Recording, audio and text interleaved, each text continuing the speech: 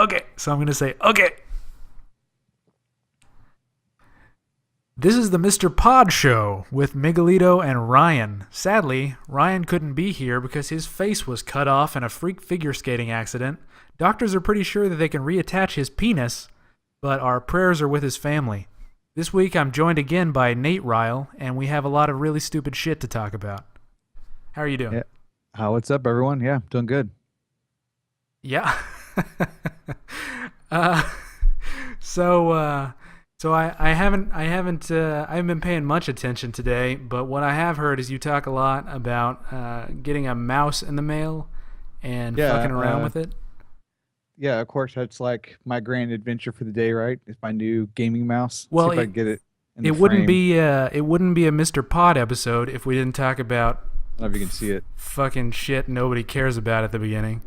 Yeah, So yeah, it's usual for Mr. Pod to skip like 20 minutes till we get to gaming or interesting talk. yeah, I mean, do you want to lean over so we can see what chair you're in first before we talk about your mouse? No, that's okay. We skip over the chair. Okay, we could pass by the chair talk today. Yeah, no, I got a, Corsair M95.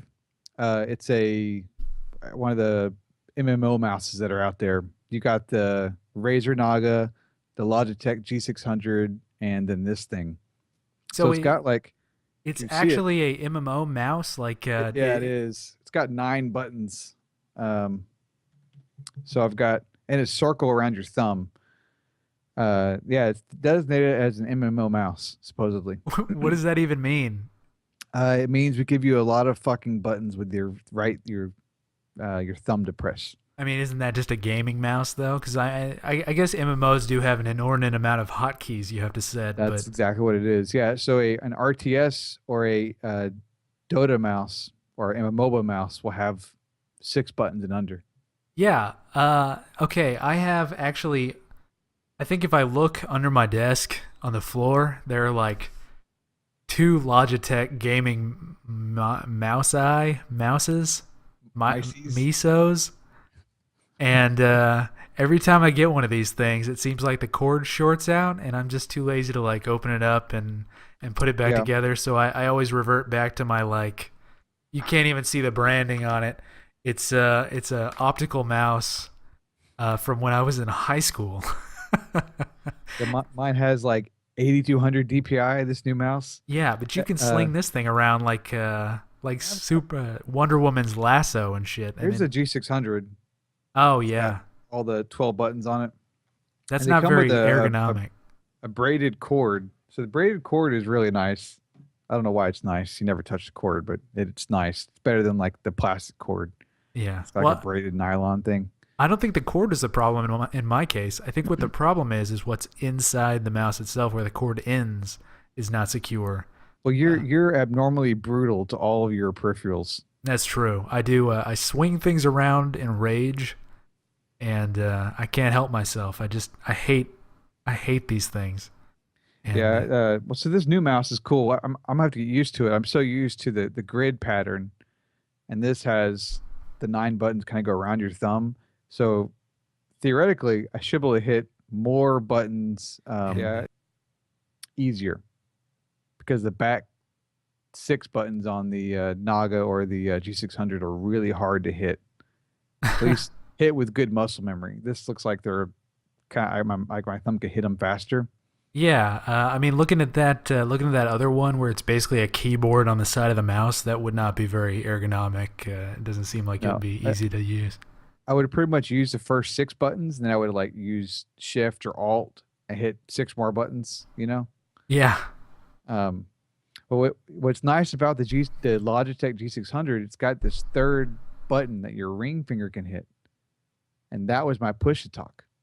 oh, It's really nice. So yeah. you just hit that your ring finger down, you would talk on voice comms.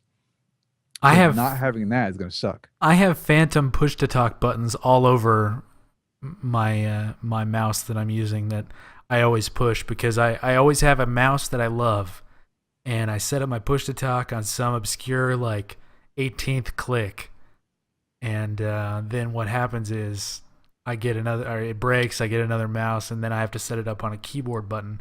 So every time I even when I'm talking to you now, my fingers are moving to like my various push to talk keys. And it happens involuntarily. I'll be having a conversation with my wife, and like my fingers will twitch, like, oh, she can't hear me unless I'm pushing this button down. But so you push talk on the keyboard? I do. I use the tilde key most recently. Okay, yeah, that would work. The tilde would work because you can hit that with your. Yeah, I usually use like the control and alt and keys, and you can't. A lot of games use those keys. Yeah, yeah. Well, the So tilde is typically the console button. yeah, so you gotta set something else Yeah. so you don't pop it open. The problem with in Eve, control will lock things. So I had to get them out. I had to get those button off the control key, and then tilde does something in most games. I don't know. It's like a constant battle with finding a key that works in all games. Well, with Eve, do you even use a mouse, or do you just like type math into a console until the game plays? I played 3 years of Eve before moving on to other games, and I used a mouse for everything. Yeah. And you can literally hit F1 and it fires all of your guns. So wait, what you do is you pull up your character map with Windows, and then you click the you click the symbols. I would click all the UI. I would click and target. I would click, and I didn't use my keyboard for anything. Oh God, which is dumb because look at that game now. You're so much more efficient. That is dumb. Your keyboard. I mean, let me tell you, most people I think would agree, like power computer users, that the mouse is the worst thing to happen to computers because it slows everything down. If you know keyboard shortcuts, everything you do with a computer is faster. There's no reason to ever click anything unless it's made without without keyboard shortcuts. Yeah, I agree, but I took this G600 Logitech mouse to work. I bought two of them, and I took all of my work software, took all the keyboard macros, and put it to the 12 buttons on my mouse. Because on the keyboard, I have to have two keys. In AutoCAD, you got to go like, AL to a line. So I had to have two buttons on the keyboard, but on the mouse, I hit one button, so I'm physically faster. Yeah, I don't know. I'd have to see it to believe that anything in Eve could be fast. But I digress. Okay, you held up the mouse for a second. Now, Yep. Can you do it again? Because I got a glimpse of it, and I think it might be a robot in disguise. Yeah, it is. It's a robot in disguise. Yep. And the more expensive that these gaming mouses seem to get. Now, I could turn off the LED lights. Yeah, but it looks like fucking Optimus Prime. Yeah, it's got this metal plate that goes through the whole thing. But what's the point? Why can't it just be shaped like your hand is shaped? This is a lot more comfortable than my last mouse. It's fits my hand. It's a little smaller. Oh, well, I mean, I've got these giant mitts, so. Well, so do I. But the other mouse was definitely too big. The third mouse button is nice, but it also feels like you're gripping like a big block. Yeah, I mean, I do notice in MMOs when I don't have a gaming mouse that things like quickly flipping around and then hitting certain hotkeys that you don't have set up. I mean, you got to switch over to like shift modifiers and things like that, and it just makes you worse at the game. So, well, you have a baby, right? So don't you ever like play with her while you game, or no? No. She's not allowed near any of this shit because she's a. That's when I started doing a lot of things with the mouse. I remember playing Lord of the Rings online when I had two babies, and I'd like put them in my lap a certain way, but I had to hold it with one hand and game with only the mouse. I would click all of my hotbar with a mouse. Oh, so God forbid you can't play a fucking video game while you're taking care of a child. I wouldn't 1 through 6 on the keyboard. I would click them with my mouse, How do you live with yourself? Where are your priorities? Well, I mean, what are they gonna do? They couldn't talk to me yet. They can't do shit. They're just laying there. They don't know anything. Yeah. That's the worst part. I mean, the worst part of being I think it's a father thing because moms are always like, Oh, they're so cute, and that's enough for them. That's all they care about. But like with dads, you want them to like throw a ball and shit. They're worthless for years. They can't do Yeah. anything, No. and you got to teach them to talk. Otherwise, they never can do anything. That's such a fucking huge responsibility. Yeah, But well, even I mean, mine is 9 and 6 now, and all they want to talk about is Minecraft. which is great. That's so Well, much it's awesome, better. but I'm like, don't you want to talk about a really like awesome game, not the same game? Well, I don't know, man. Cause we had Legos at that age, and it was fucking the shit. Even though it's less impressive than Minecraft. Well, they have Legos, but they have Lego Minecraft. Yeah. Well, why would you want? Why would you want Legos anymore if you have Minecraft? But yeah, that Well, seems I like mean, a little. I buy them Minecraft Legos. Doesn't that seem a little fucking lazy? Like like on Lego's part, it's like we're gonna rip off the thing that's ripping us off by ripping them off. Oh, and then they had me install a Lego mod to Minecraft for them. So Yeah. now they build Legos, actual Legos inside Minecraft. God damn it. It's called the Billund mod, Billund. You should be ashamed of yourself. Well, I mean, when a 6-year-old comes up to you and says he wants something, and it's a matter of like Listen, if installing I a if mod. I wanted a pirate Lego, I'd get out my Sharpie and I'd draw eye patches and shit. I had so many fucking custom Legos that I like melted and reformed. Nowadays, you don't need that shit anymore because they have a Lego set for. I mean, they even have Lego sets for Minecraft, which is a fucking Minecraft or it's like a Lego Oh ripoff. yeah, they Yeah, got that's Star Trek, crazy. Star Wars, whatever. Well, yeah, Star Wars has been around forever, but Yeah. I don't know. I had some cool fucking. They were mean looking Legos. They had like scars and shit all over them. And you know how I am. I mean, I'm just like, I got really into it. I probably did that for way longer than I was age appropriate to do it. But I don't know. So I want to try something new out for the podcast, and we're gonna call it Miguelito versus until Ryan gets back. Then it'll just be like a Mr. Pod face off or some shit like that. Uh, and what it is I basically have this topic which we were well aware of beforehand, and we're supposed to say something that we think, and then the debate goes back and forth, and then you, the listener, not talking to you, the person on the show, but the listeners, can either chime in on the comments section or on Twitter. Oh my fucking god, I just lost video. Uh-oh. Oh my Jesus. I don't think it's going to come back either. No, it should. It was Oh yeah, earlier. there it goes. I just had to check and uncheck it. It's the sign that you need a new webcam next. Yeah, I'm not sure what's going on with this fucking webcam. Anyway, so the topic this week, and I didn't say, you go to mr.mmosmacktalk.com. You can comment, say if you agree with the characters or who you think won or whatever, and we can address it the next week. We really need a lot more feedback so that I don't have to keep generating content because I'd like to read people's feedback or whatever. You can also email us at mrpodshow@gmail.com.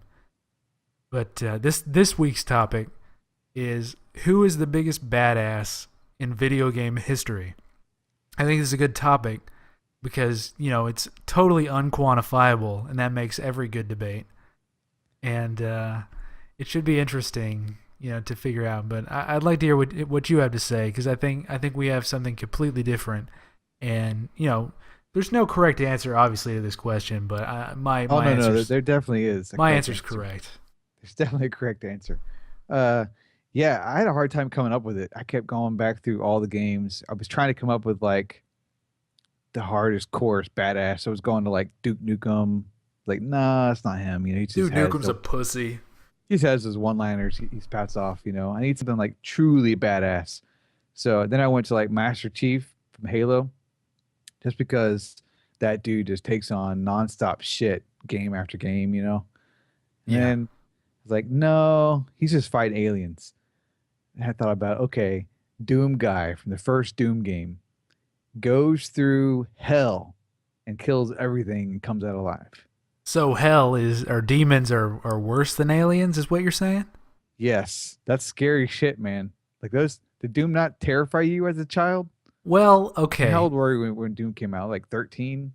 I I forget. I think I was younger than that, but and you're talking about probably Doom 2 because Doom 1 was really not that impressive, Doom right? 1 was impressive Well, when that's all there is. Uh yeah, I suppose I was more of a Doom 2 is Wolfenstein. Doom 1, isn't it? They're the same. Doom 2? Yeah. I don't think so. I You're think thinking there of was Quake 2. I think there was a Doom and then a Doom 2. Yeah, they play exactly the same and look the same. Maybe so. Doom 3 And is the latest. Wolfenstein was my game.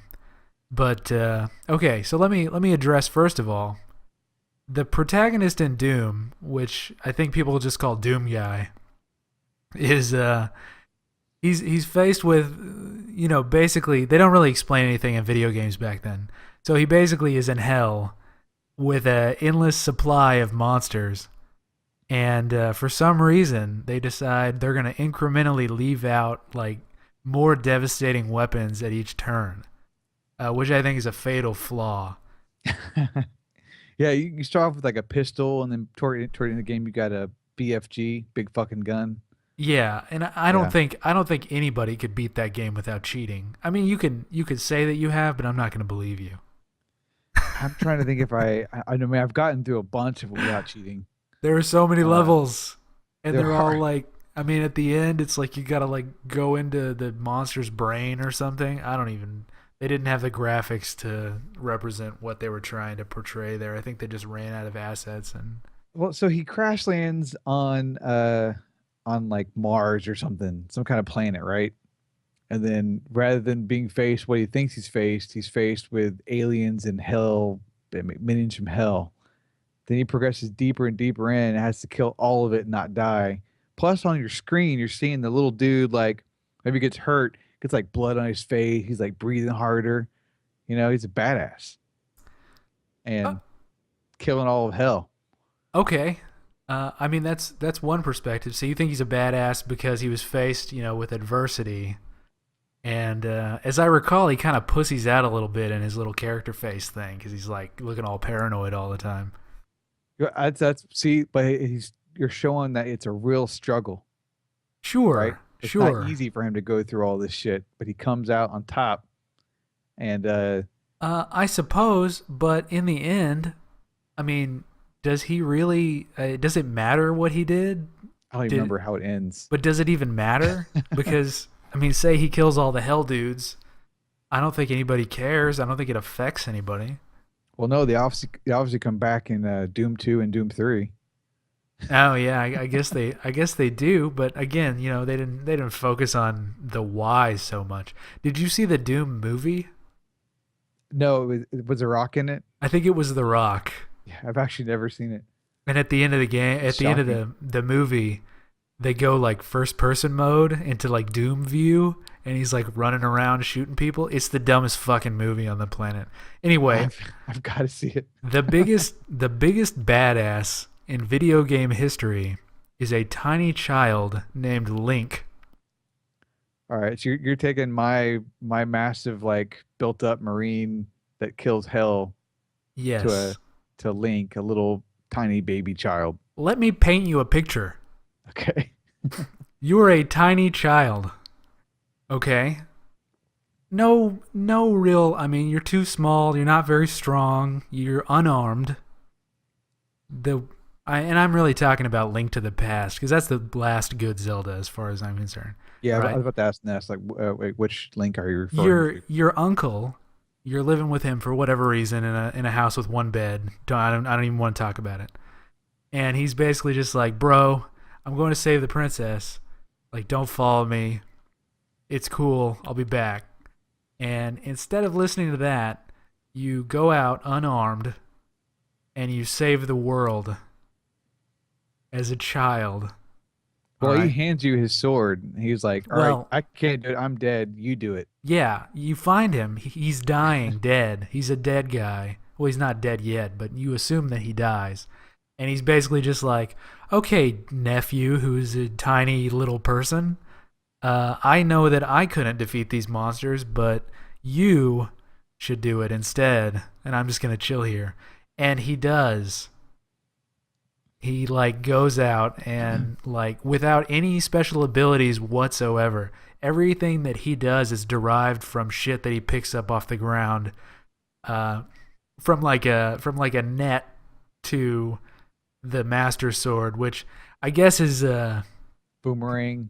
yeah. I mean, there's nothing special about this kid. He's just a child, and as a child, he has no He fear. beats a full on like master wizard. Yeah, he basically takes the fight to the man who warped time and space and ruined the world.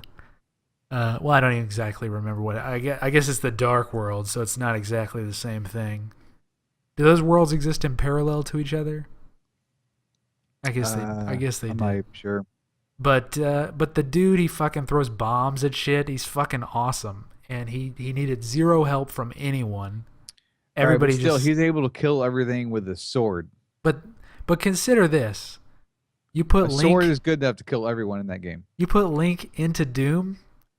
There's no reason to think that he wouldn't just dominate. Like he just walks around everything that comes near him. He does the whirly sword. That shield blocks everything. Uh, so I don't know, man. Like I don't think that Helmars is more powerful than like all the evil wizards and shit that are running all over the place trying to murder you, a tiny child.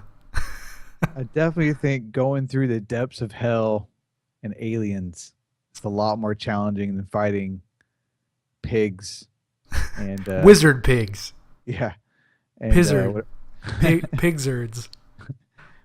yeah, and your final battle in Zelda is a wizard, right? And it wasn't the final battle It's in three, wasn't it Ganon. like a big giant eye thing at That's one of what the I was boss trying to battles? remember. It's like a flesh heap or something. That Either way, it's a lot more terrifying. is it? I think so. I mean, this is a person who like created a parallel world of darkness. I'm thinking of a 94, 95. I was born 82. Yeah, 13 years old. Then it was terrifying. There's nothing terrifying about Zelda. Yeah, but if you were 8, like Link, I don't know how old Link actually was. You wouldn't have been scared at all because 8-year-olds have no fear. Yeah.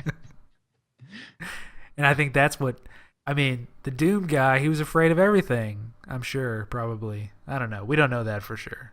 But you drop either of these guys into like, Okay, let's drop him in another game. Let's say put Link into Chrono Trigger. oh well. What I mean, happens? you're talking about a game where all these people have special magical powers, and Link doesn't have any magical powers. So he gets ass raped, right? Probably. I mean, Okay, now there. put Doomguy in there with the BFG gun. He still murders everything. No, I don't think so. Because you're talking about a creature that transcends time. You can't really stop that with a gun. But I don't know. I was thinking more in terms of like, if you put one of these guys in Resident Evil, that shit would be sorted. Like, there's no question. You put either of these guys in there instead of like Pussyman Jones or whatever that chick's name was. They would just walk through cutting everything down. It would be over in seconds. They wouldn't even need Okay, weapons. put Link into Mario. New Mario Mario game. Mario doesn't even have a weapon. That's No, like no, so cheating. yeah, it'd be awesome. He would just Yeah, like hack through everything.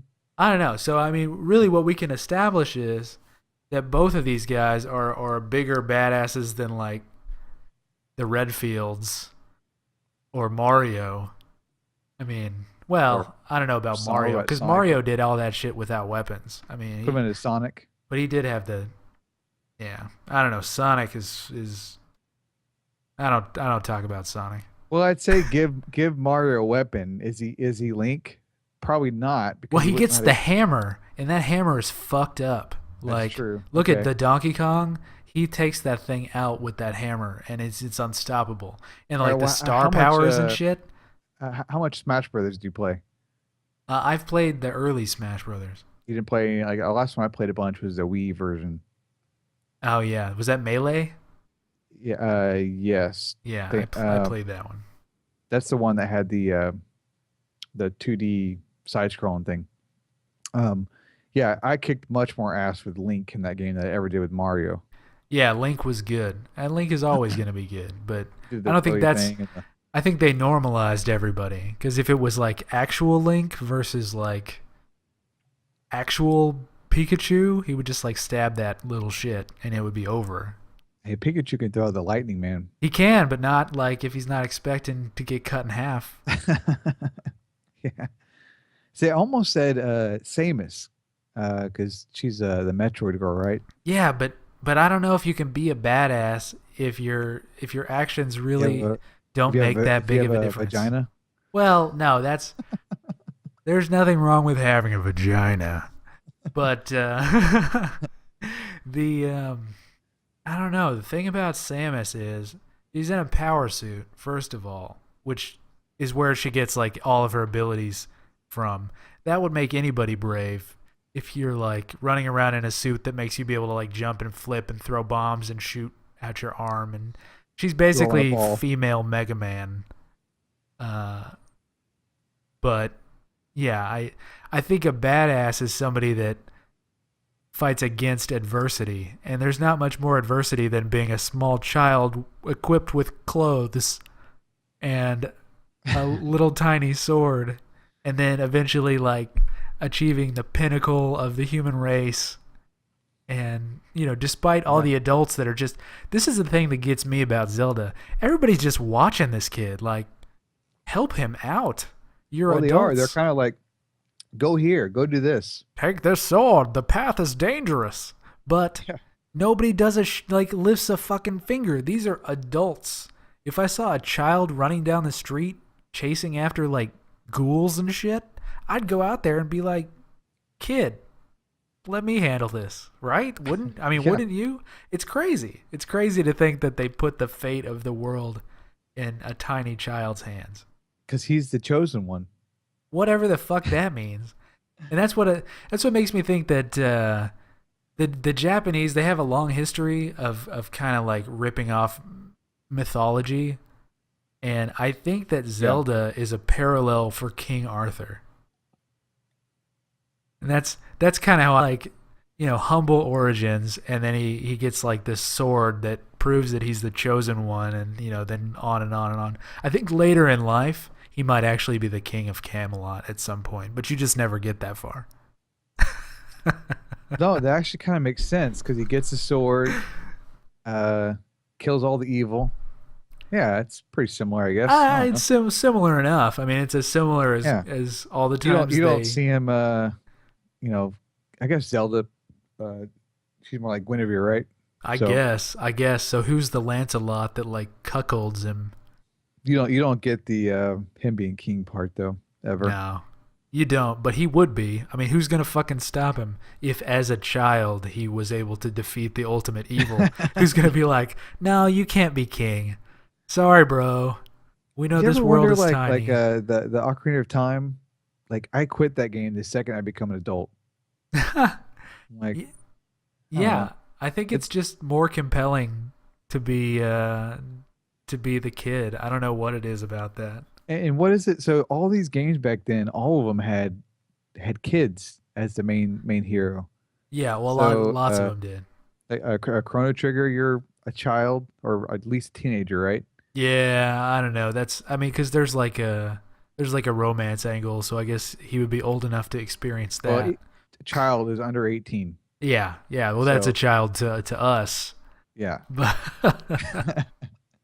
uh, I mean, almost all of them, right? You had Ness from Earthbound, which I'm yeah, playing. I installed an emulator recently, and I fired up Earthbound on it. yeah. Those And Earthbound kids are badasses too. yeah, they like get a bat or a knife, or not a knife. They get like a stick and Yeah, just fuck everything up around them. Yeah, I mean, so they're all kids. yeah. Um, Incoming Earthbound spoiler. There's basically a fly, or was it a fly or a mosquito at the beginning from the future who tells you have a quest. I am It's like leaving my house, going two. down, trying to solve like figure out what's going on. I'm pretty early in. It's like 2 minutes in. It's not a fly, I don't think. Oh, I think it's a fly. But anyway, you get like a you get like a quest. The thing that cracks me up about Earth, because first of all, Earthbound is made to be like it's like a parody of RPGs made from the center of when RPGs were like at their very greatest. So everything that you do, every puzzle you solve is like the parody of what you would do in a RPG, and it just cracks me up. But Yeah. the thing that gets me the most is you never really see your dad. He gives you money via like depositing it into your bank account, and you retrieve it from an ATM. And the whole time, every time you see your mom, she's like, "Oh, I know you're just a child, but go out and fight monsters with a bat. That's cool. I have no feelings about that whatsoever." Yeah. Like, she has no feeling. Chrono's mom at least was oblivious, and that was her excuse. But Ness's mom, she's like, Yeah. Here, take your allowance. "It's $200 fine. allowance. It's fine. Go out and battle the forces of evil." Yeah. Where are those moms? I want to meet those moms. That mom had no clue, man, whatsoever. Jeez. Well, she had a clue. That's why it was so puzzling. Like she knew exactly what he was up to. But it's crazy. Like I don't even. Almost all of those games were like that. Well, I guess Mario was old.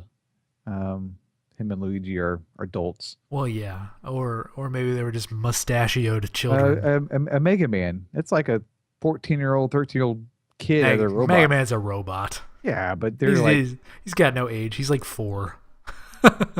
true. He was built however many years ago. I guess But they assumed it was little kids playing video games, so they put they little did. kids in. But Yeah. but nowadays, what game now has a child protagonist? Very, very few. Yeah, and the thing that gets me about it is you also see the scope of games narrowing. As like games back then, it was little kids saving the world. Games now, it's like full-grown adults trying to save a portion of a city. Like that's the scope. Like the greatest thing that you can achieve is to just like barely make a dent in whatever evil is in the game. Yeah, like Dragon Age 2. Yeah, Dragon Age 2 was a huge fucking problem because, Dragon Age Origins is like, oh, this whole like region that you're saving. Dragon Age 2, it's like, oh, this town is having a little problem. Let's spend, your entire time trying to sort out local politics. Yeah. That's not interesting. Yeah, like, I'm I'm sorry. entering Act 2, but I'm in the same town. Oh, Act 3's here. Oh, I'm in the same town with the same dungeons. Yeah. We need more Uh, child protagonists because I think it makes it more believable. Like their naivete, So their insert link into Dragon Age Inquisition. oh man, How he does he would fare? get there. People, the first person to talk shit to him would meet a boomerang to the face and be done. Like there's no stopping that guy. He would jump down that hole without the adventurers party. He doesn't need help from other people. Did he get help when he was saving the world? He doesn't need help. Yeah. That dragon, whatever, no problem. He Think killed about him in like The Witcher. the Witcher. The Witcher is almost like, oh, I should have said him. He's It's like a Link on steroids. it's So kind of he's kind of an adult. It's kind of an adult Legend of Zelda with like pseudo pornography in places that it doesn't need. yeah. Well, the first game is the greatest because you can go get cards from all the chicks you bang. Is that what makes it the greatest, or is that what makes it like It's what made it the greatest for me. I collected every ultimately card. creepy? Super super creepy. Because what's the point? Just fucking Google the shit and you're done. Like if that's what you're playing for. Yeah. It's not an accomplishment. It's not like you get to meet these people in real life if you collect their card. It was definitely an But accomplishment. but if And you drop, one that I don't know. finished. I think if you drop the Doomguy into any of these scenarios, he would just probably be like, "Oh sweet, I'm not in hell," and like go home. Oh, so you're acknowledging that I won the argument? No, what I'm saying is that for whatever reason, Link is compelled to do battle against evil. The Doomguy was put in a situation where he had no other option. Very true. And I don't know what That's makes you true. a bigger badass. Being like, Maybe so Link's moral compass is higher. is it a moral compass, or is it just that he thinks that it's a game and he knows that he's indestructible? Because every kid that age, they think they're indestructible, No, they do. but they're not correct. No. I'm the only one.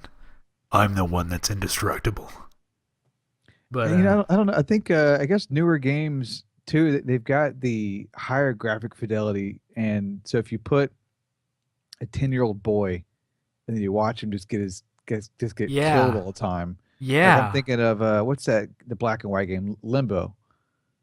That's a creepy ass game, it man. is. Actually, what I was thinking when you said that was I was thinking, oh my god, what if the new Tomb Raider had a child in it? And you're getting like Oh, impaled and dude. shit, and it's like I guess Yeah. I now understand that they would not let you make that game. You'd have to go back to like a happy-go-lucky bonk 'em on the head kind of a system. I mean, Maybe. and those games are back. I mean, a Shovel Knight is getting pretty good sales, and that's straight up NES graphics. Yeah, yeah, they go well. And Yahtzee said it best. It's NES graphics, except they have parallax scrolling, which kind of throws the entire thing off because they didn't have parallax. Yeah, that's true. But that's a fucking needlessly picky detail. Yeah, I mean, it's a good game. I haven't decided which system I want to buy it on yet, though. Shovel Knight, because it's freaking everywhere. Probably get it on the Wii U. Whew. I don't know, man. I never got into it, and you would think that I would be the person that did get into that type of thing. Yeah, well, But I think it's on Steam, isn't it? We're getting way off track here. yeah, we're so far fucking off track, and I think was Shovel Knight made? I don't know. I don't even want to talk about this shit. Shovel Knight, which just came out this year. Did it? It's pretty much a spoof on DuckTales. Instead of the Oh pogo stick, he's yes, got the shovel. yes. It's like a Ducktales meets Dig Dug. I don't know if it's a Meet Dig Dug. Did you play Dig Dug? Yeah, I played the hell out of Dig Dug. Oh my god. We had a 7800 Atari 7800, See, which that would was on. play It all was the on the 2600 NES. games. Oh, was it? Yeah, it may have been on Atari as well, but Dig Well, Dug it's was definitely definitely on on the NES. Atari. That was one of the original Atari games. I think I only had an Atari once. It was like ironic. Like I never had one at an age appropriate time. It was always like I think the NES was out by the time I was playing Yeah, video games. I'm a couple years older than you, so Now my parents you're remember. like 90. I'm just a young pup. uh, ColecoVision, I had With a that. family and kids. But no, I don't even know what Dig Dug was about anymore. I was too young, man. It was just like you dig. Dig down. It's an awesome game. You dig down, and you have to like, you lead them. They follow you, and so you'll dig down, and you'll go over like a boulder, and the boulder will fall on the bad guy. Yeah. Or you can throw out your little suction thing. It latches onto them, and you pump your pump, and it blows them up. Okay. It's a fun game. Nice. Okay. Well, yeah. So I think I That think was also probably a child. Definitely looked like a kid. well, yeah, and they all did back then because they had finite pixels to deal with, so Yeah. they had to make everybody like compressed down into a midget. While the new retro standard is to have people that are like they have 8 joints in their arms and they're all 1 pixel like wide. They have these like long lanky bodies, like Yeah, Super that is true. Brothers, Super Yeah. Brothers Sword and Sorcery, and what That is look it? is everywhere, man. Gods Are Watching. I think has graphics like that. Space A Princess.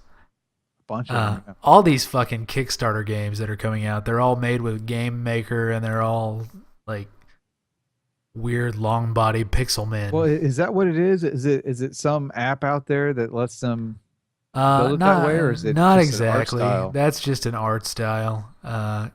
Because they want to be retro, but they don't want to be like legit retro because it's ugly. Yeah, whatever it is, I love it. It's. Yeah, I buy all of them. I But mean, all they do is they make retro graphics and then apply like non-retro lighting effects and shadows and things on top of it to make it look like it's almost like Paper Mario. Like okay, yeah. if you took Paper Mario and made him fucking weird and lanky with a cigarette, then that's a normal game now. But I digress. I think I think retro games are cool, but old games are better.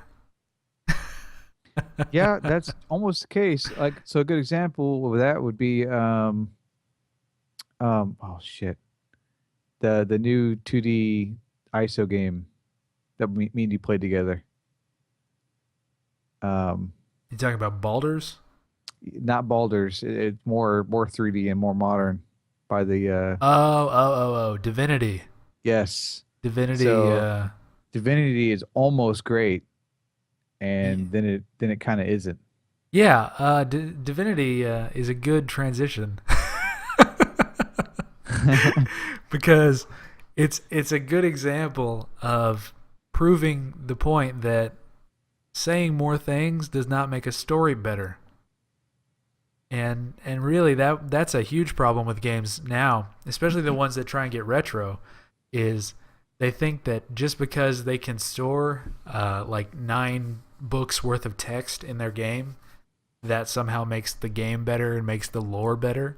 But I don't know. I feel like, I mean, going back to Metroid, I felt more connected with that story, even though there wasn't one. Like, you're just on a planet. I guess if you read the instruction manual, there's a story. But Oh yeah, so instruction manuals, that's a thing of the past. yeah, yeah. And you land on the planet. I'm thinking Super Metroid because I don't really remember Metroid very well, but you're just this lady and you're killing shit and trying to like go. And for some reason, she's got a real problem with that dragon. I don't know. That dragon just fucking doesn't die. It's in every fucking Metroid. Ridley? Is that Yeah, its name? I I don't don't know know. the name. But I feel more of a connection with that journey than I feel with Divinity or I mean most modern games, even though they go into the lore and they spend so much time on writing and shit. But at a certain point, I just can't pay attention anymore. Like you have to have something tell itself. Like the story has to be self fulfilling by the So I mean, gameplay. I sort of agree with you, but I think they couldn't tell a story well back then, so they had to have their game just be immensely fun to keep you playing, and Uh, and that kind of fed into the story being good. And nowadays they could do so much around the non-game part that sometimes the game itself ends up not being all that fun. Um, there's all kinds of examples for that.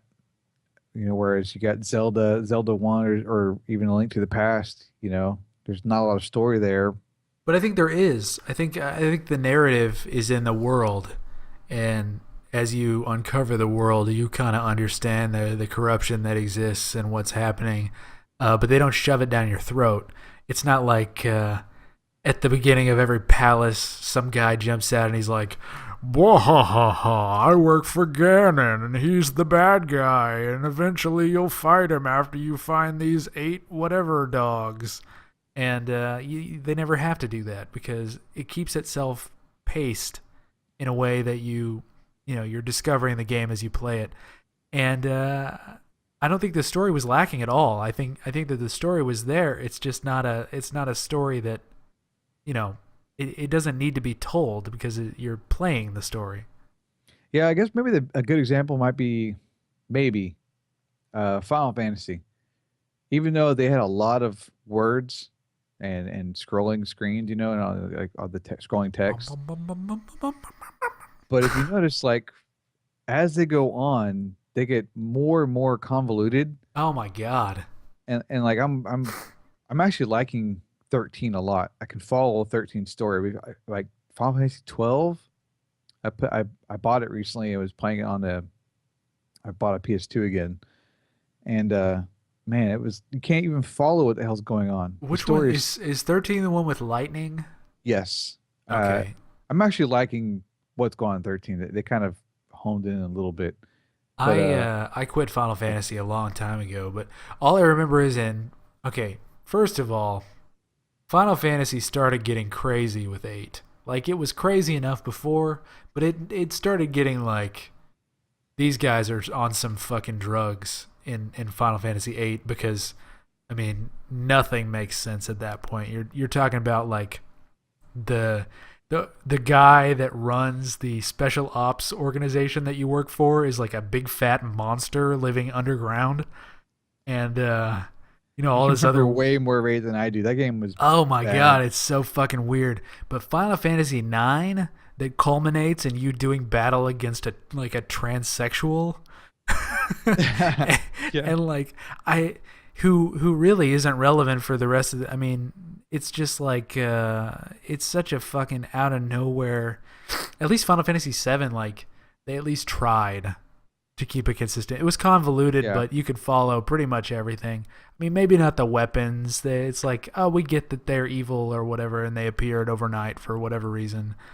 It got a little crazy, but at no point were you like, I don't know. It just seems like nothing makes sense in that realm anymore. Whoever was writing for them, it's like they had 12 different stories and they just try to tack them one after the other after the other. Yeah, or they just yeah, I don't maybe that's the opposite effect. So they had shitty gameplay, so they tried to focus in on making a really interesting story. I'm talking about Final Fantasy VI, right? Um, so the opposite of like A Link to the Past. But Uh, in later Final Fantasy games, they have so much visual graphics going on that the story just kind of gets muddled. Yeah, it's less important. And at the time that they were making, I read something about this recently. When they were making those games, those early Super Nintendo Final Fantasies, they were making them multiple at the same time. Like 5 and 6 were developed in tandem, basically, Yep. and they devoted not a few years, more like a year. No, And it took them like I thought it took them like 4 or 5 years to make oh, each one of it may those. have, but that's probably why they did them in tandem. But then, and the thing about that is, at no point did it feel like they were rushed. I guess with the story to wrap things up, it felt Yeah. like they had a story and they weren't just trying to like shove more and more into it. It felt like they knew what they were doing beforehand. Because I mean, Final Fantasy VI or American Final Fantasy III, I guess, it really comes together, and there are some weird parts because it's a Final Fantasy game, but it never feels like it's not crazy. None of the shit that happens is in video games. It doesn't feel like it's crazy, and I think they kind of invented character development in a way that hadn't really been done before. Yeah. No, for sure. Especially with three being the first or six being the first really good one that we got here. Yeah. I mean, and we're starting to see things look up now, where people are, I guess, focusing less on fancy particle effects and more on story. But Yeah, I mean, I guess the best example I can think of now would be um, the Telltale's Walking Dead game, which the yes, gameplay is all right for an adventure game. It's actually a really fucking easy adventure game. 'Cause I just beat another adventure game recently that was really good, and it was hard as shit. Um, and and Walking Dead you can sleep through pretty much, but the story is really good. Um, and I'm through the first chapter of Wolf Among Us, yeah, and I mean those games are good, but I think they've got a platform that can deliver the story, and obviously they have good writers. Um, so sometimes I feel like the medium now is meeting the kind of quality writing we get in TV and movies. Other yeah. times not so much. They're Well, and really far and apart. it kind of reminds me because we've always devoted different kinds of resources like Japan. They've been devoting resources to writing forever, and their writing is crazy. I don't know what's wrong with Japanese people because they're fucking psychopaths. They're coming up with all these like tentacle rape scenarios, and American writing has always just kind of been like, well, let's make a soldier who can kill things. Oh, that's a great idea. What if he has this gun? Oh, that's a great idea. Like that was American writing. And then I think BioWare and people like that, Obsidian, Black Isle, uh, they really changed it. But those types of games didn't really catch on, like the Baldur's Gates and the Fallouts. Uh, they weren't as popular in their day as just the generic bullshit. And even today, you see, Call of Duty games, people still buy that shit. And there's nothing to them that's different. I mean, all you're doing is just you're shooting different brown people. Like, who's the bad guy? Is the Russians or the Chinese? Who can we offend? I just thought of a great example for a modern game that meets all the old tropes. Half-Life. Yes, It but tells that's a not. story. It You tells a talking story about the in the first game world. Half-Life? Yeah, the first Half-Life. That's not fucking modern. That's a long time ago. I guess you're right. That was not when was that? 99, 2000? It had to be, man. That was so fucking long. That was like back when Baldur's Gate came out. Was when that Okay, never mind. Half-Life. Well, Listen to this guy. What's our I cutoff? remember this new game that came out. It's called Pong. Well, it did do the in an age where there was storytelling was a lot of text coming at you. That game chose to tell story with how you played it and how like the world played out. Yeah, I can see that. I mean, and I it was good. I guess and I failed with that example. The story, yeah, 2000. Half-Life was another example of a story that gets told by virtue that, you don't have to experience the whole thing. It's not being shoved down your throat, but it's there. I mean, you have it to discover for yourself, or you can just run and gun through the whole thing and turn out okay. Yeah. But I'm hopeful for the future. I mean, and even BioWare, which laid a fucking massive egg with Dragon Age 2 and Star Wars The Old Republic, it seems like they've been listening to people because Dragon Age Inquisition is actually looking decent. Yeah, and what do you think of Mass Effect 3? Mass Effect 3, man, I liked them. I don't think I had that many complaints with them. it was a good conclusion to the series, is all I'm gonna say, because I think Yes. the series needed to die, or they were just gonna keep dumbing it down. Very And true. Mass Effect 3 was the culmination of all the dumbing. It And- kind of brought back some of the parts of one I liked. Yeah, well, I was some more story wise. I mean, I don't know. It's not I- as bad to me as DA2 was. Although DA2 story is actually kind of cool. It just the game got really boring. yeah, I think with Mass Effect, with the third one, they really uncharacteristically tried to make Commander Shepard seem like a really emotional person. And that's what really bothered me about it. It's like every other fucking cutscene is he's like crying in a dream sequence. Yeah, and, which is not like him and it at doesn't all. make sense. I mean, this is a guy that like eats nails and shits whatever you can shit after eating blood, probably. Yeah. But and he would be fine. He'd be like, "Yeah, I'm Commander Shepard, no problem." But that was a weird. It was a weird. The game was more fun than the rest of them in terms of the gameplay, but Mass Effect 1 was the best one. It had the most to do. So And, their last good one though, their last good story was what? I mean, you hit the nail on the head. Dragon Age 2 didn't have a bad story. Dragon Age 2 was lazy. Like they reused zones over and over, and they it's like they took steps to make it really, really lazy. And every time you had finished a zone, they said, "Oh, well, we spent so many $1 million on making this zone. Let's make you go back to it 3 more times." Yeah, I guess I liked. People talk about BioWare as their story building. I kind of like how they build their worlds. So I mean, I felt pretty invested into the world that Mass Effect built. And it's the same thing's happening with the Dragon Age games. You mean the lore, right?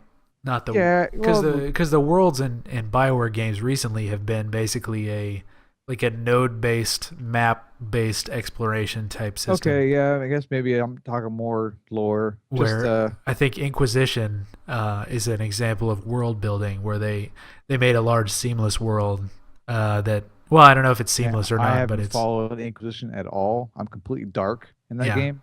I kind of want to buy it and just play it.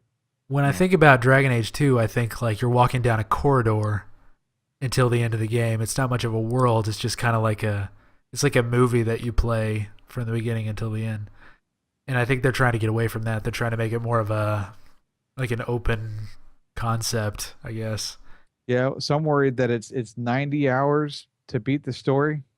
Oh, I heard it was less. I heard it was like 40 if you just powered through the story itself. But like Okay. it has 150 hours of content, whatever that means. Like Skyrim, if you power through the story, you could beat it in 15 hours. But if you beat everything, then you're like several years older. Yeah.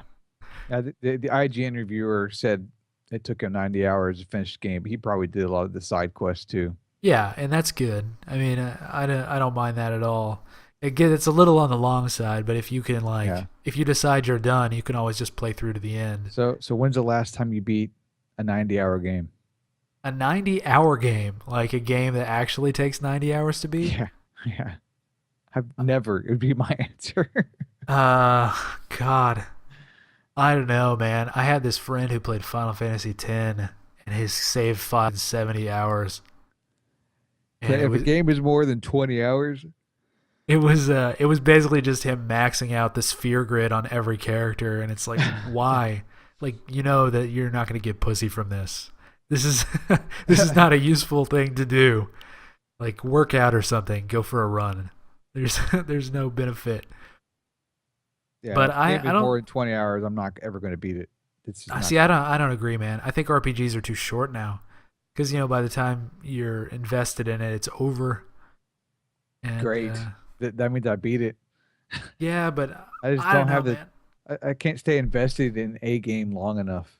Yeah, I just try and think about it in terms of like return on investment, and older games like when those early games came out, like Chrono Trigger or whatever, where you're spending like 40, 50, 60 hours playing it. That's a good return on investment. It's like $1 an hour, Yeah. and that's fucking great. I mean, by movie standards, it fucking destroys them. But games now, I mean, Well, in Chrono Trigger, I beat like 8 times because I wanted to yes, see all the endings. yes, and it was fun. Like, you could do it a different way. You could use different characters. Now they try and they make sure games they want you to see everything. So there are no secrets anymore. I mean, they shove everything down your throat, and you have to experience it all, because how are they going to justify to their EA masters that they spent time on developing this thing that only like 5% of the people playing are going to see? Yeah, well, Mass Effect's a great example of that. You get all these decisions that you think matter, but no, they really don't. No, the only You thing still that I see all mean, the same sequences and all the same shit happens at the end. They like tweak one little thing, yeah, like make your decision matter. what color of glowing dust is going to end the game? That's really all you decide. Yeah, But they can't imagine making content that people wouldn't see through their first playthrough. while Mass Effect 1, you could spend, 50 hours discovering shit that nobody had, that you might be the first person to, like, scanning all those planets and shit. And I mean, that Yeah, got boring after a while, but at least you had the option. I mean, you look at Final Fantasy VII, you could race chocobos. Like, you could never beat the game and just have the fastest chocobo, and that would be a fun game, because there's so much. The systems were all so deep, but they would never do that now. Even the Final Fantasy series, they like walk you through a corridor from the beginning until the end. There are no like overworld well, map that's happening sections. with I'm playing 13. I'm 20 hours in or so, and that game is straight up corridor running. Yeah, you never revisit. I mean, Castlevania Symphony of the Night.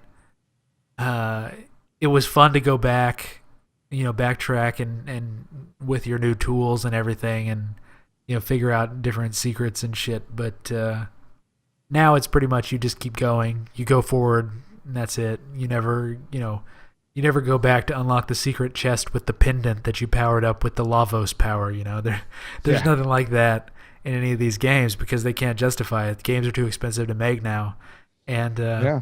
I think we need to have a call to action to game developers to basically say, make shittier games, like make lower quality graphics. I don't care. Just do something to where you can actually make things like fun and good again, because it's getting bad.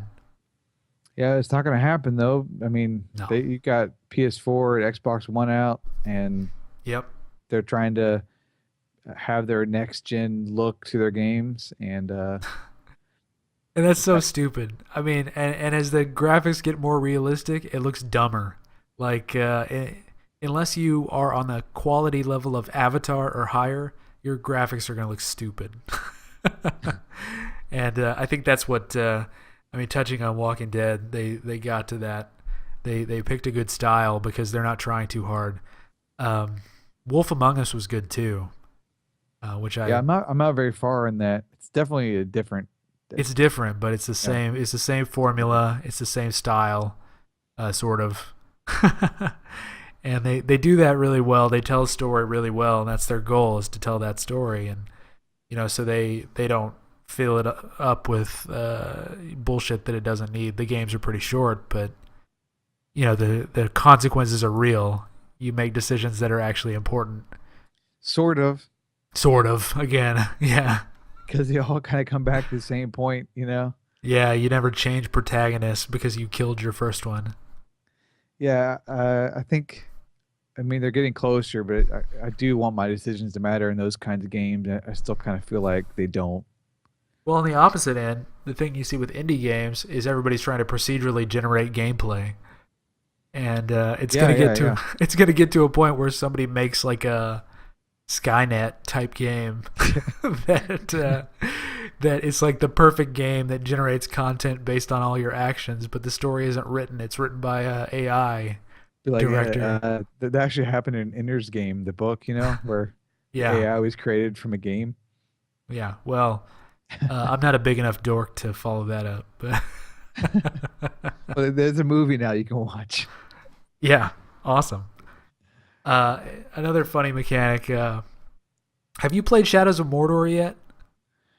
No, I haven't. I mean, we're in the holiday season, so you get blitzed with games, and if you're not willing Yeah. to spend $60 on it, then you gotta wait. And I I should have bought that. Instead, I bought Call of Duty. Call of Duty. That's foolish. Foolish. Never do that. I People think I was just I was in the mood for a first person shooter, then play the and last Call of Duty. It's the and I, same fucking but the game. last one I played was Modern Warfare 1. Oh yeah. So Well I've then, it's just the same thing, just not as good graphics. that you're probably right. I am having fun with it. It's very fast. So the Advanced multiplayer Warfare? is, yeah, Advanced Warfare. Yeah. It's really fast. You got the exosuit. You're like blitzing through the maps. It's very vertical. They released it into beta, I think, during one of the game conventions, and I almost downloaded it, and then I was like, no, and I never did. I probably should have, just because I mean it's always good for fun. As bad as my roots are always going to be Counter Strike, and that's about as close as you can get to the stupidity of Counter Strike. You just Yeah, Counter Strike is really fast. But Counter Strike has like a way you play it, a way you turn corners, a way you snipe people. yeah, it's the Source engine. Yeah, it's yeah, I don't know. That game, it's like if you're coming into it now, good luck. Like Yeah, that's you gotta get coached by someone that's played it a bunch to kind of pick up the Counter Strike tactics. or you can just like play it to have fun instead of That's kind of caring, hard to do when you're getting rolling around like an wrecked. idiot, doing it wrong and getting Yeah. murdered. Yeah. So I mean, this new Call of Duty game, obviously I haven't played anything in the last, like, I don't know when did Modern Warfare come out? 07, 08. Oh, Um, I don't know. I think it's I like the exosuit and jumping and the powers, and the single player game is great. It's still very linear, but man, it's we don't play AAA games all that much, and you get one, it can be enjoyable. Just you're watching like this crazy ass production values going into your game, Yeah, all the detail and I've always been more of a Battlefield kind of a person. definitely. Well, when I first started Call of Duty, I was like, man, this multiplayer sucks. I'm about to go open up Battlefield 4. Um, Yeah. but a little more I played it, kind of more I got what it was doing. Yeah, Um, yeah. I mean they're not doing anything new. They're just doing it fast, same old from Call of Duty. Yeah. Uh, but again, it's like a perfect example of a game that's not innovating at all. It's like they're basically the Madden football of first-person shooters. Well, I guess now they have three developers, three studios. Oh, okay, yeah, three So developers would not be believable. yeah, three studios. So this is their game this year, and then they're on a 3-year cycle now instead of a 2-year cycle. So I don't know if we'll get more innovation of the games. I mean, still they're fucking first person shooters. Like, how much innovation do you really expect out of them? But Well, first person shooting is just a component of gameplay. Everything that comes after that is a feature of the game. And you could do anything in first person with shooting. You could make any kind of game. You could make Cooking Mama a first person shooter if you wanted yeah, to. So I don't know. I mean, they're going to keep doing what they're doing because people are buying it, and as long as people are buying it, I can't really fault them for making the game because it's a free market. It's an enterprise. yeah. I bought this one. I think it's good. Um, I'm also 2.5 hours into it, so my goal is to get my money out of it. I spent like 40, $50, so um, figure if I can get 10, 20 hours out of it, I'm good. If not, it was a waste of money. But back to Shadows of Mordor, that's definitely a game I think I would love. The Nemesis system. Have you heard about that? Like the Yes, yes, and this is what I wanted to talk about because I think this is a game that basically they took Assassin's Creed and they took Arkham Asylum and they basically just like mushed them together and then swirled in some J.R.R. Tolkien and made a game out of it. And I don't think that anybody was expecting a game of the year caliber game to come out of a movie title or a movie franchise or a book franchise. and I think this was not a Tolkien game, and No, then they kind of later in development they got pigeonholed with how to make a Tolkien game. but yeah, this Nemesis system thing is super interesting to me. I mean, basically what it is you've got these hierarchies of orcs, and they go all the way up to the captain, to the general, whatever. And if you are like an immortal possessed zombie man, and every time you die, the orc that kills you gets promoted, and they get a name, and they get strengths and weaknesses randomly assigned to them. And based on if their strengths and weaknesses are good, they keep getting promoted. They keep doing well. But what happens then is at a certain point you can actually take over the mind of an orc. Have you heard about this? Yeah, Like yeah. you can basically make one of them your bitch and plant him in the enemy army, and then go in and like help him get promoted all the way up the chain as like a sleeper agent. But the thing that cracks me up is I've got a buddy playing this right now who's furious because basically what happened was one of the orcs that got randomly generated was a perfect storm, like the hardest fucking thing on the planet you think of. He has one weakness, fire, and this guy has no fire attacks.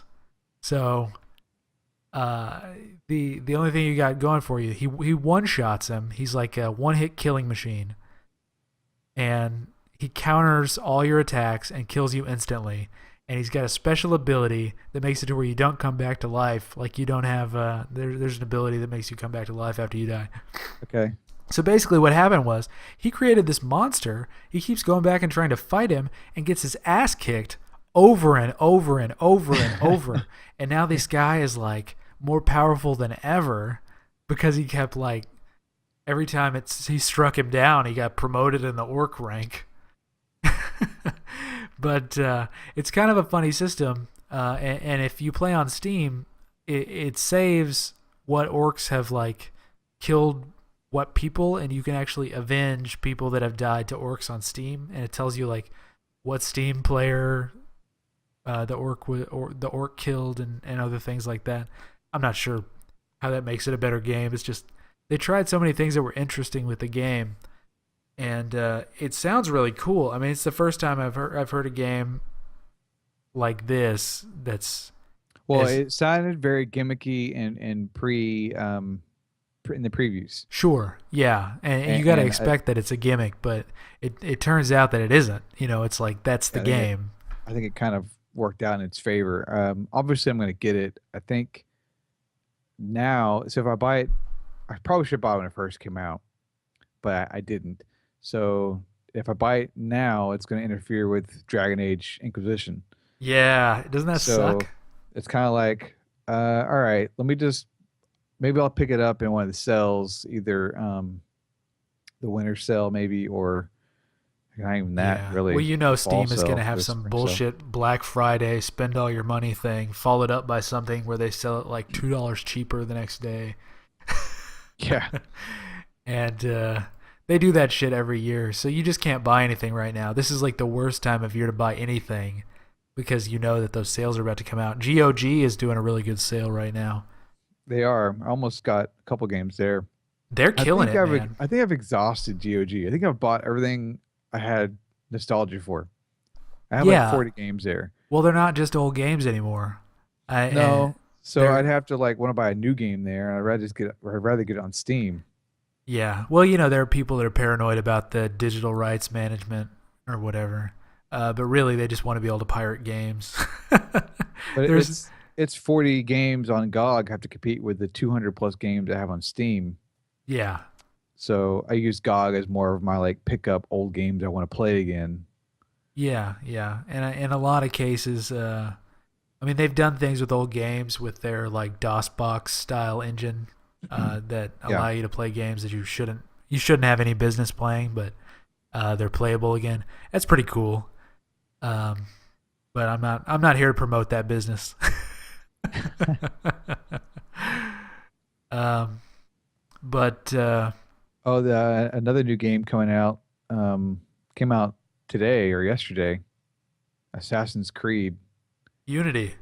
Yeah, I But haven't played any of those. but from what I've heard, Shadows of Mordor, they out Assassin's Creed in that game. So why would you even get it?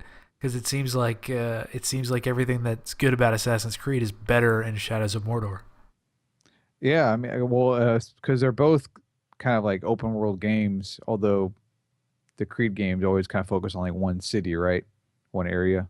Yeah, supposedly the scope of this Lord of the Rings game is not too massive. Just Mordor. Yeah, Or, it's not. or It's you're in not like that. Mordor going around. Apparently, it's not that large. I mean, it's just like you're sandboxed in. Yeah. But Assassin's Creed, their whole like assassination thing, where you like learn the patterns and weaknesses and shit. That's all in Mordor. I mean, you can do that with the orcs. Supposedly, it's really cool. But it's got that paired with the Arkham Asylum combat, which I It's mean, good combat. It's just it can get kind of old. yeah, it's repetitive. Actually, what it reminds me of is Dynasty Warriors. Mm, I mean, in terms of like you see like 1,000 things coming to kill you, and you're just like whack, whack, whack, whack, whack, whack. well, you can just parry nonstop and get through fights usually. Yeah, Um, in the Batman games. I never played the Arkham Asylum games, so Well, if you played Sleeping Dogs, that's kind of similar. nah. Yeah. I don't play anything anymore, man. I hate everything. It's all bad. Fuck it. You don't know what to hate if you don't play it. I know what to hate. It's the thing that I see. I think you've the Shadows of Mordor. I think is a good example of throwing shit to the wall and making some effort to try something new and having it stick. Yeah, you got And to try something because trying nothing has been what's done for years now, and that's not working. yeah, well, here we are with the Assassin's Creed 29 that came out yesterday, and Yeah. it's going to get its sevens and eights and sell millions of copies, and we'll get another one next year. It's so fucked up. I mean, I actually these want to play one of them. I've never played any of them. I'm sure it's a decent game. It's just the same game every year. these I game just need review to sites, pick one, they buy one. they seem to recycle people so fast that like every time somebody starts getting jaded and like figuring out that not all these games are good, they fire them and find somebody who's gonna say, "Oh, I've never played games before. This is rad," Yeah. and hey, you just can't trust any of that shit anymore. It's like if you ever see a major person give like a 6 to a game, I mean, 6 is above average according to numbers, but you would never see that according to Polygon, according to most of these people. Every game is above average, which is fucking impossible. Yeah. You got to give Well, out some no, the ones. game, the little small titles that they'll trash on a whim. Well, but you gotta give out as many ones as you give out tens, and that will never happen. I mean, every time I see a 10, I want to see a 1. Show me a 1, guys. Come on. I mean, if everything is a 5, then everything is a 1. Yeah. But I don't even know anymore, man. And then it comes down to, you know, uh, they gave so much foothold to these indie companies now because they weren't innovating for so long, and now indie companies have this platform uh, to get funding in Kickstarter, so they don't need. I mean, they don't need AAA publishers at all anymore, and they can pursue whatever ideas they want. But Yeah, we're getting a ton of games that way too. yeah, we have started, and I guess starting a couple of years ago, maybe a year ago, the games really started coming out in like the shadow runs and the like. Now we're getting Pillars of Eternity from Obsidian is going to be out in the next few months probably. Probably didn't need a Kickstarter, but No, whatever. they didn't, but they got so much money, and that's the appeal. But the thing that gets me and is games like Shards. I love the people at Shards. Like they seem like cool folks, and they're kind of back to my UO roots. Uh, but they had a Kickstarter already, and it failed. Yeah, but I guess we should go over what Shards is, right? So this is it's a former UO devs, or some of them have made they've band together to make a new game called Shards Online, which is like a 2D isometric, not really 2D really, right? Well, it's a 3D, but Yeah, it's 2.5. I guess it's 2.5 because you're stuck to the 2.5D. ground all the time. Yeah. So it's supposed to mesh like a Neverwinter Nights with Ultima, right?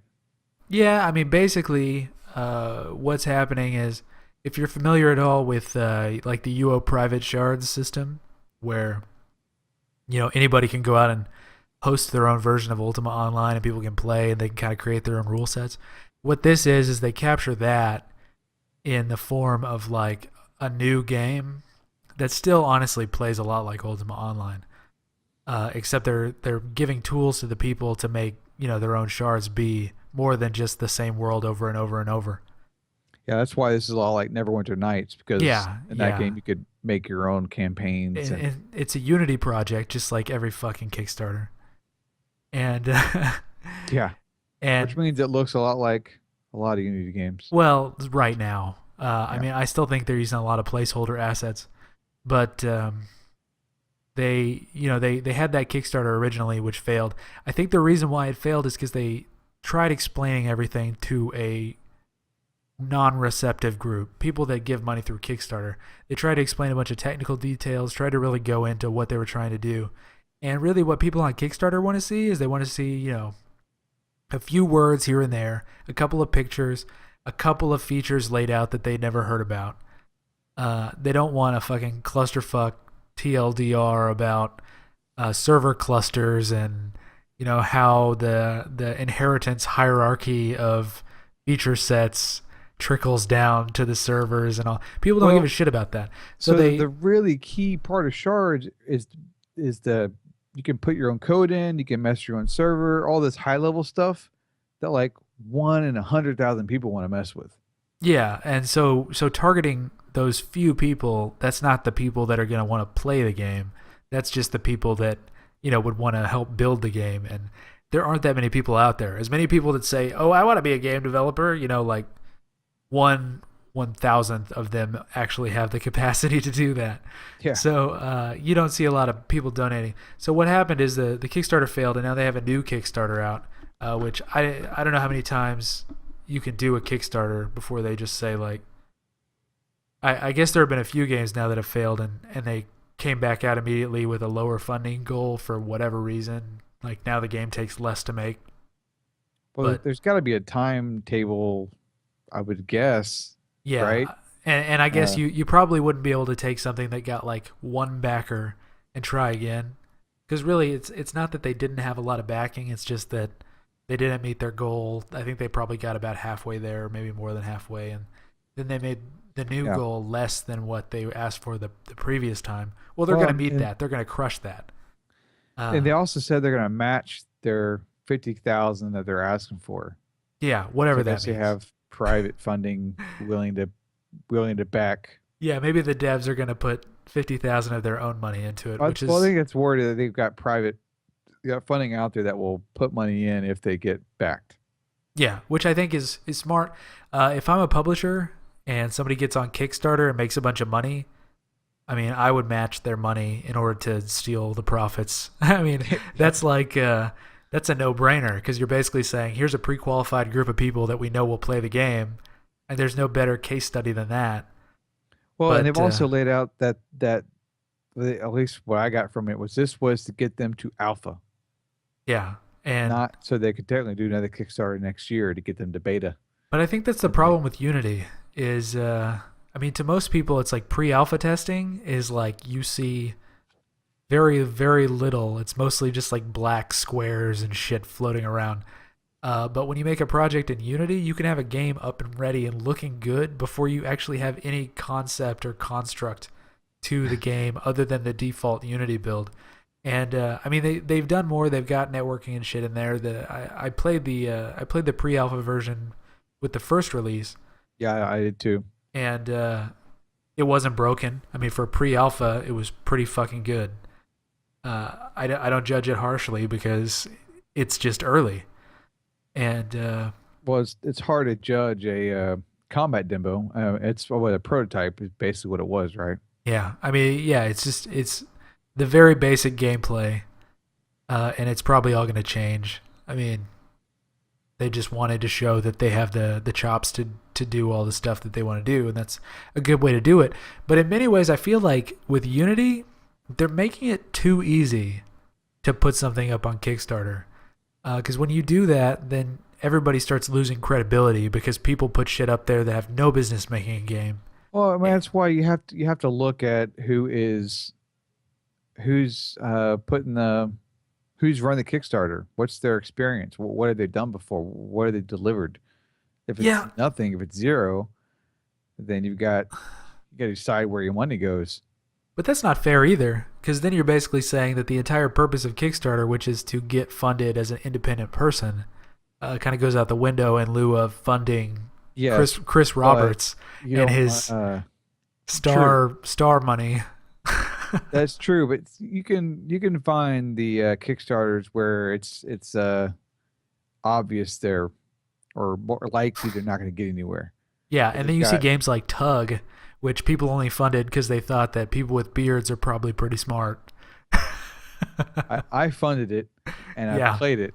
Uh, Whoops. yeah, whoops. Um, it's awesome. Before I was that was right before fatigue set in with that kind of game. Now that game is out and been funded, we're a lot more fatigued with that style of game. So I think if you guys like people that buy a lot of games, if they would pay me a subscription like $10 a month, I could save you thousands of dollars a year on games that I know you're not going to ever play. you just you just say, "Hey, should I get this game?" And I say, "Oh no, you're gonna this by the time this comes out, it's gonna be fucking terrible." And I mean, I don't have to be right all the time, but it's still gonna save a lot of money, and you'd feel a lot better having that money to spend on Christmas deals on games that you know you're gonna want. well, I gave Tug $10. Wasn't like I Oh broke the yeah, bank for that, yeah. which But gave me a playable how many version times game. have you given $10? I mean, they make it so easy. Well, when I backed shards this time, I got an email saying this is my 10th project backed. Oh Well, wow. I like to subscribe to a newsletter, which I hit yes. So now I'm in Oh, some newsletter. They hit me up for more shit to back. you know what they love when you report them spam. Oh yeah. Everybody just starts reporting spam, and then Gmail blocks them. I Yeah. mean, so I backed this. I pretty much I backed it the same reason I backed it the first time. It's former UO devs. I'm sure, Sort of. sort of. I'm sure the end product will be something worth playing. Yeah, because the guy I think that you're referring to, he came on to UO when UO was already fucked. Like as far Right. as I'm concerned, post Trammel, anybody that did anything post Trammel is like Satan to me. Right. But I mean, nothing against the guy. It's like you got to salvage what you can. But they basically took a game that was a sandbox and ruined it, and then the guy stepped in after that. So Yeah, uh, you're right. But they've at least got some experience on that team. yeah, it's not a bunch of random nobodies. But I'd like to think that if I decided to put something out on Kickstarter, people wouldn't just say, "Hey, it's a blogger trying to make a game," and then downvote it because I'm not ex Bioware CEO or something. You know. Well, I've backed stuff that was like that, but it was a lower risk proposition. I was giving $5-10 to a and the game they were making fit that. Yeah. So like I backed that alien cloaking game where it's like pixel art and it's an alien walk across the screen. I forget the name of it. It's an awesome looking game. But I mean, come on, it's a 2D cloaking pixel art game. Oh, it was Paradise Lost, I think. Um, yeah, that's the subtitle, I think. It was yeah, like Contagion or not Contagion, something like that. yeah. So Isolation. I I don't mean, know. so okay, so two, three guys are making it, but I Yeah, but donated they 10, they 15 bucks. clearly they had a plan. They had videos that show what they knew what they were doing. Right, Uh, and the biggest fear I have because Kickstarter has already been co-opted. Like if you look at all the top projects, it's all people that don't need the money. I mean, even Shroud of the Avatar, which didn't make that much and has now made more post Kickstarter. Uh, Richard Garriott is not a poor person. he no, could fund a game and he could take out a loan and put himself at risk. But why would you do that when you could just have free money? The money's free. I mean, there's no reason to do anything except take the free money and do whatever you want with it. Because there's no risk to you, the person taking the money.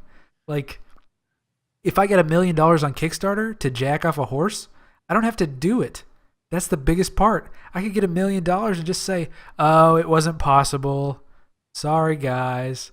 yeah. And it's pure profit. I don't have to give any of that shit back if I We've already had have a it. couple of those happen already. Luckily, I haven't donated to any of those. Yeah, and But that's like part of the I almost did risk. to That's what you um get when you pay me to jack off a horse. the Embers of Is Karis game. oh yeah, I I almost haven't gave heard money to that name in that. a while. Um, they went to Kickstarter twice, didn't they? At least, yeah, I think they went twice. They Yeah. got it. They got an engine funded, and then they changed engines. Oh, that's a disaster of a development phase, I guess. Well, as much as we hate traditional publishers, when you have a publisher, you have a contract that says, here's the return that we want. This is why we're giving you the money to make this game. And you actually are held accountable. You have to like meet deadlines. You have to complete the game. Right. When you And when that's you probably why you get things like Darkfall and Holy Wars, because they had a uh, publisher and like put this game out now. We want our did they? I don't know. I think the who reason why we knows? have Darkfall and Holy Wars is because they listen too much or not enough to the community. I can't decide which, or they listen to the wrong members of the community. I don't know, Yeah. but I don't know. It's so appealing as a developer to want to just like have that free money. It's just without having to have like a game done because most of the free money you get is once the game is over. But if you already have the free money, I mean, there's no reason to hold yourself accountable for anything. And the only people that would finish a game at that time, it's like a labor of love, and I just don't think that that's enough of a reason. But Yeah. yeah, Perpetuated with the Steam Alpha Early Access program, yeah, which is similar. You're paying devs to test their game, and they yeah. can And they used to make. pay people to test their game, but they don't anymore because they figured out that people will pay to do a job. And I do it all the time. It's I buy in crazy. alphas and betas all the time, It's so crazy. it's brilliant. And then by the Uh, time the game comes out, arcade, you're done. Yeah. You're already basically done with the game, and you have to like string it along for a couple months to make it feel like it was worth it, but it wasn't. Yeah. It's better to just play finished games. Which is hard to do because then no one's playing them. So Yeah, like they dangle that shit. when Rust comes out in 2040, like no one's playing it then.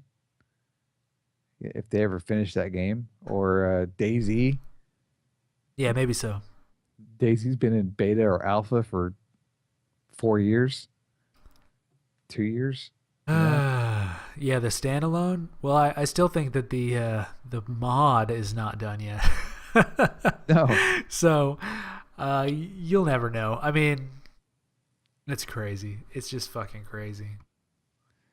But I'll play them, and I don't like to miss a train. Like, what's the 2D game like Terraria you were playing? Starbound. Starbound.